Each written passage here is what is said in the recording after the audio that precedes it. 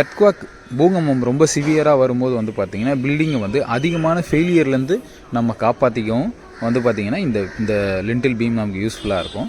So இந்த மாதிரி நிறைய பேரியர் நடுவில் பீம் கொடுக்குறோம் இல்லைங்களா, பிளிந்த் பீமாக இருக்கட்டும், ஃபவுண்டேஷன் லெவலில் ஒரு டை பீம் கொடுப்போம், இந்த மாதிரியான லிண்டில் பீம், அதுக்கு மேலே இருக்க பீம், இந்த மாதிரி ஃபவுண்டேஷனை நிறைய லேயராக நம்ம பீம்னால் பிரிக்கும் போது பில்டிங் வந்து டக்டைலாக இருக்கும், அதோட வளையும் தன்மை நல்லாயிருக்கும். ஸோ அதனால் நமக்கு பில்டிங் எர்த்குவாக்னாலேயோ இல்லை நேச்சுரல் டிசாஸ்டர்னால வரக்கூடிய அதிகமான பிரச்சனையிலேருந்து நம்ம பில்டிங்கை கொஞ்சம் தற்காத்துக்க முடியும். ஸோ அதுக்கும் இந்த லிண்டில் பீம் ரொம்ப ஹெல்ப்ஃபுல்லாக இருக்கும். அதாவது இந்த த்ரூ லிண்டில் சொல்கிறோம்.